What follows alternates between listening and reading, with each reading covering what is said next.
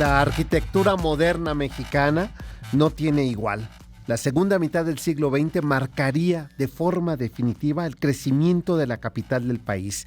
Pasábamos de 1 millón de habitantes que se tuvo en la década de los 30, a partir de los años 60, se llegaba a los cerca de los 8 millones de habitantes en esta ciudad.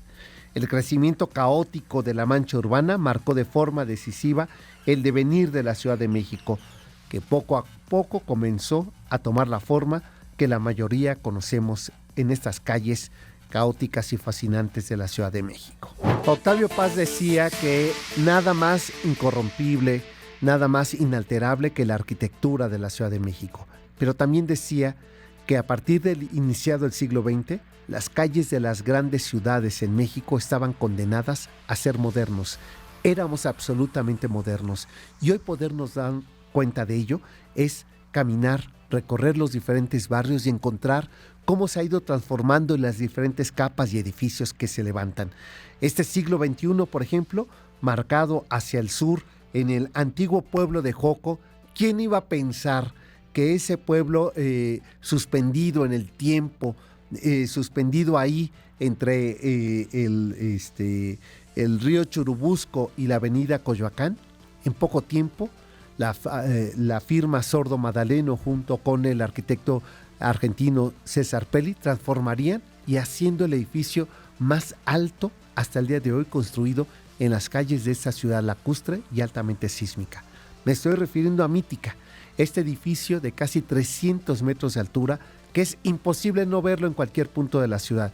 Es un proyecto interesantísimo, pero el resultado es que las consecuencias expulsaron a los habitantes originarios del pueblo de Joco. La modernidad siempre trae consigo sepultar el pasado. Carlos Obregón Santacilia haciendo este maravilloso edificio aquí en Reforma y Lieja, el edificio de la Secretaría de Salud, que con ello se arranca el movimiento del Art Deco en México y que está rematado por este puente de cobre y los únicos vitrales que realizaría Diego Rivera.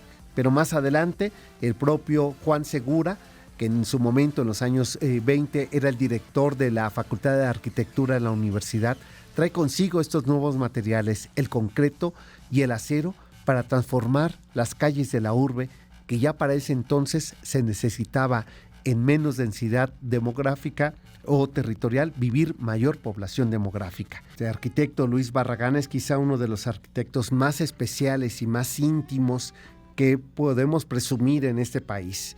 De sus obras habría que anotar, como les decía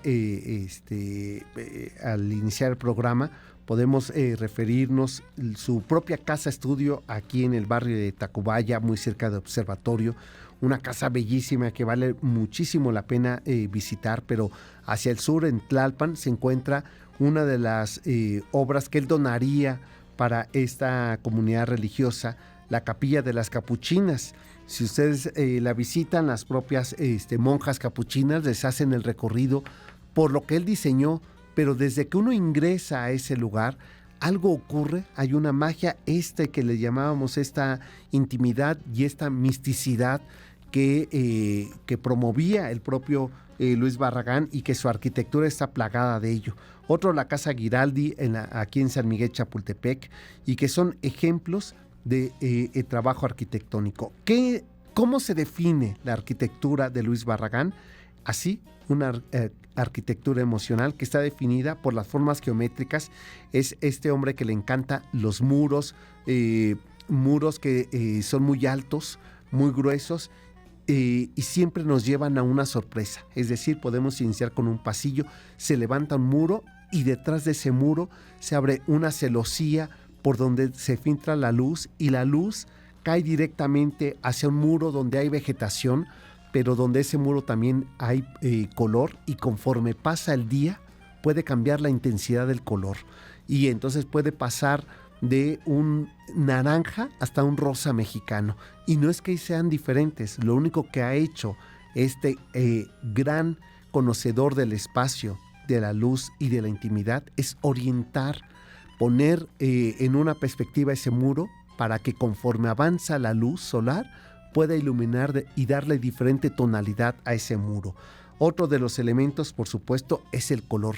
Era el maestro del color. Su pareja, Chucho Reyes, pintor y coleccionista de arte, le ayudó y contribuyeron. Juntos hicieron la paleta de color que, por ejemplo, vemos en las torres de satélite.